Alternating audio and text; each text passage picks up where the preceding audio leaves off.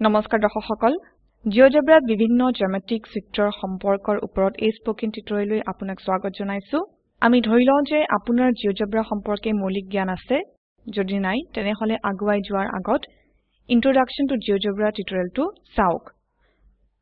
অনুগ্ৰহ কৰি লক্ষ্য কৰক যে এই টিউটোৰিয়েলৰ উদ্দেশ্য প্ৰকৃত কম্পাস বাকস প্ৰতিস্থাপন কৰাৰ নহয় জিঅ'জেব্ৰাত অবজেক্টবোৰ গঠন কৰা হয় সেইবোৰৰ বৈশিষ্ট্যবোৰ বুজাৰ বাবে এই টিউটোৰিয়েলত আমি বৃত্তস্থ চতুৰ্ভুজ আৰু অন্তবৃত্ত আঁকিবলৈ শিকিম এই টিউটোৰিয়েলটো ৰেকৰ্ড কৰাৰ বাবে আমি লিনাক্স অপাৰেটিং সিস্টেমৰ উবুন্টু সংস্কৰণ 1004 LTS আৰু জিঅ'জেব্ৰা সংস্কৰণ 32400 ব্যৱহাৰ কৰিছো আমি নিম্নলিখিত জিঅ'জেব্ৰা সৰঞ্জামবোৰ ব্যৱহাৰ কৰিম compass segment between two points circle with center through point polygon perpendicular bisector angle bisector আৰু angle জিঅ'জেব্ৰা উইন্ডো খুলক এই কামৰ বাবে আমাৰ এপ্লিকেশনছ এডুকেশ্যন আৰু জিঅ'জেব্ৰাত ক্লিক কৰক আমি এই উইন্ডোৰ মাপ পৰিবৰ্তন কৰো অপশনছ মেনুত টিপক ফন্ট সাইজত টিপক আৰু চিত্ৰ পৰিষ্কাৰ কৰাৰ বাবে তাৰ পিছত বিন্দু 18ত টিপক এটা বৃত্তস্থ চতুৰ্ভুজ মানে সাইক্লিক কোয়াড্ৰিলেটাৰেল আঁকা যাওক এই কামৰ বাবে টুলবাৰ পৰা ৰেগুলাৰ পলিগন টুল নিৰ্বাচন কৰক ৰেগুলাৰ পলিগন টুলৰ ওপৰত টিপক ড্ৰয়িং প্যাডৰ ওপৰত যিকোনো দুটা বিন্দুৰ ওপৰত টিপক আমি দেখিব পাৰো যে ডিফল্ট মান 4 ৰ সৈতে এটা ডায়লগ বাকচ খুলিব ওকে টিপক এটা বৰ্গক্ষেত্ৰ ABCD অকা হৈ গৈছে বাওঁফালৰ কোণত অৱস্থিত মুভ টুল ব্যৱহাৰ কৰি বৰ্গক্ষেত্ৰক হেলনীয়া কৰক টুলবাৰ পৰা মুভ টুল নিৰ্বাচন কৰক মুভ টুলৰ ওপৰত টিপক মাউস পইণ্টাৰক A বা B ৰ ওপৰত ৰাখক আমি B চয়ন কৰিম মাউস পইণ্টাৰক B ৰ ওপৰত ৰাখক আৰু মাউসটি এইটোক টানি আনক এতিয়া আমি দেখিব পাৰো যে বৰ্গক্ষেত্ৰ হেলুৱা অৱস্থানত আছে ৰেখাংশ ABত এটা উলম্ব দ্বিখণ্ডক মানে পাৰপেন্ডিকুলাৰ বাইসেক্টৰ আকক এই কাম কৰিবলৈ টুলবাৰ পৰা পাৰপেন্ডিকুলাৰ বাইসেক্টৰ টুল নিৰ্বাচন কৰক পাৰপেন্ডিকুলাৰ বাইসেক্টৰ টুলৰ ওপৰত টিপক বিন্দু 8 টিপক আৰু তাৰ পিছত বিন্দু Bত টিপক আমি দেখিব পাৰো যে এটা পাৰপেন্ডিকুলাৰ বাইসেক্টৰ অকা হৈছে এই কামৰ বাবে ৰেখাংশ BCত এটা দ্বিতীয় উলম্ব দ্বিখণ্ডক আকক টুলবাৰ পৰা পাৰপেন্ডিকুলাৰ বাইসেক্টৰ টুল নিৰ্বাচন কৰক পাৰপেন্ডিকুলাৰ বাইসেক্টৰ টুলৰ ওপৰত টিপক বিন্দু Bত টিপক আৰু তাৰ পিছত বিন্দু Cত টিপক আমি দেখিব পাৰো যে উলম্ব দ্বিখণ্ডকবোৰে এটা বিন্দুত সেট কৰে এই বিন্দুটোক E হিচাপে চিহ্নিত কৰো এতে কেন্দ্ৰ ইৰ সৈতে এটা বৃত্ত আকো আৰু G C ৰে পাস কৰি যায় টুলবাৰ পৰা circle with center through point টুল নিৰ্বাচন কৰক circle with center through point টুলত টিপক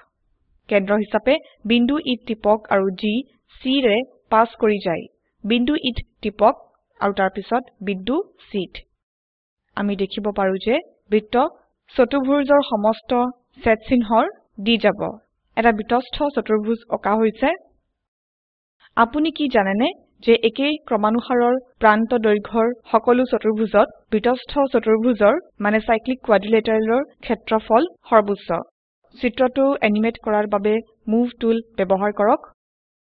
এই কাম কৰিবলৈ টুলবাৰ পৰা মুভ টুল নিৰ্বাচন কৰক মুভ টুলত টিপক মাউস পইণ্টাৰ A বা Bত ৰাখক আমি A নিৰ্বাচন কৰিম মাউস পইণ্টাৰক Aত ৰাখক আৰু এনিমেট কৰাৰ বাবে মাউসটি এইটো টানি আনক নিৰ্মাণ সঠিক হয় নে নহয় সেইটো চাওক এতিয়া ফাইলটো সংৰক্ষণ কৰক ফাইল সেভ এজত টিপক আমি ফাইলৰ নাম সাইক্লিক কোয়াড্ৰিলেটাৰেল হিচাপে লিখিম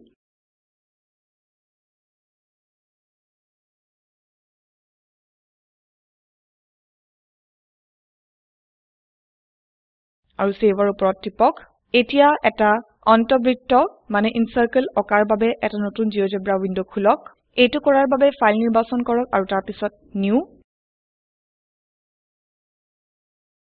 এতিয়া এটা ত্ৰিভুজ গঠন কৰক এই কাম কৰিবলৈ টুলবাৰ পৰা পলিগন টুল নিৰ্বাচন কৰক পলিগন টুলৰ ওপৰত টিপক ত্ৰিভুজ চিত্ৰক সম্পূৰ্ণ কৰিবলৈ বিন্দু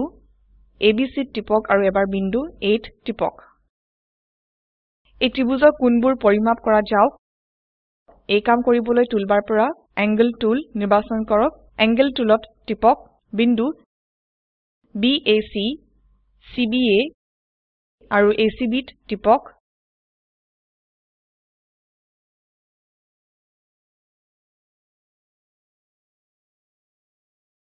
আমি দেখিব পাৰো যে কোণবোৰ পৰিমাপ কৰা হৈ গৈছে এতিয়া এই কোণবোৰৰ কোণ দ্বিখণ্ডক অঙ্কন কৰক টুলবাৰ পৰা এংগল বাইসেক্টৰ টুল নিৰ্বাচন কৰক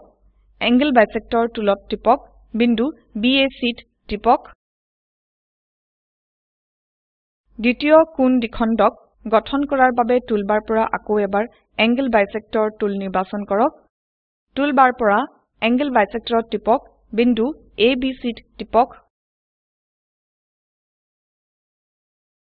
আমি দেখিব পাৰো যে দুটা কোণ দ্বিখণ্ডক এটা বিন্দুত সেট কৰে এই বিন্দুটোক D হিচাপে চিহ্নিত কৰক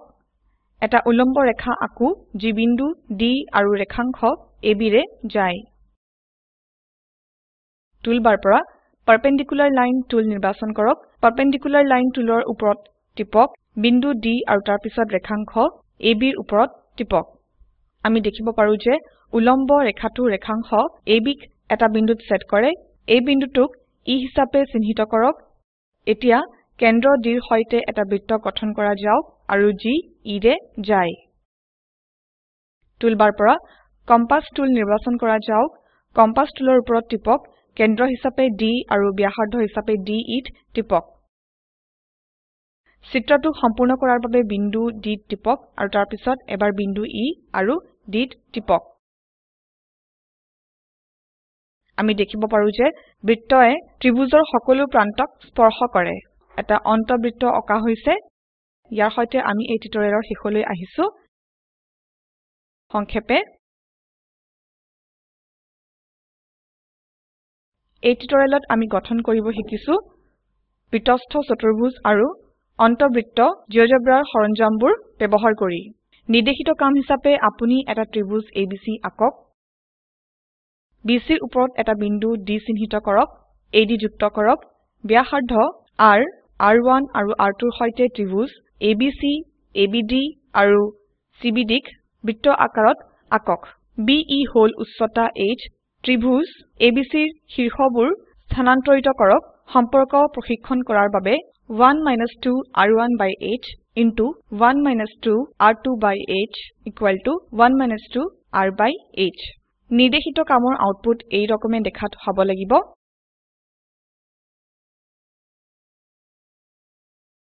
এই URLত উপলব্ধ ভিডিওটো চাওক এইটো স্পোকেন টিউটৰিয়েল প্ৰকল্পক সংক্ষেপে বিৱৰণ দিয়ে যদি আপোনাৰ ওচৰত ভাল বেণ্ডৱিডথ নাথাকে তেনেহলে আপুনি ইয়াক ডাউনলোড কৰিও চাব পাৰিব স্পোকেন টিউটৰিয়েল প্ৰকল্প দলে স্পোকেন টিউটৰিয়েল ব্যৱহাৰ কৰি কৰ্মশালাৰ আয়োজন কৰে যোনে অনলাইন পৰীক্ষা পাছ কৰে তেখেতলোকক প্ৰশংসাপত্ৰও দিয়া হয় আৰু বিস্তাৰিত জনাৰ বাবে contact@spoken-tutorial.org লিখক স্পোকেন টিউটৰিয়েল প্ৰকল্প টক টু টিচাৰ প্ৰকল্পৰ এটা অংশ এইটো ভাৰত চৰকাৰৰ ICT MHRDৰ নেশ্যনেল মিছন অন এডুকেশ্যন দ্বাৰা সমৰ্থিত আপুনি এই সম্বন্ধে আৰু তথ্য এই ৱেবছাইটত দেখিব পাৰিব এই পাঠটি অনামিকা মেধিৰ দ্বাৰা অনুবাদ কৰা হৈছে IIT বম্বেৰ পৰা মই মৌচুমী মেধি এতিয়া আপোনাৰ পৰা বিদায় লৈছো ধন্যবাদ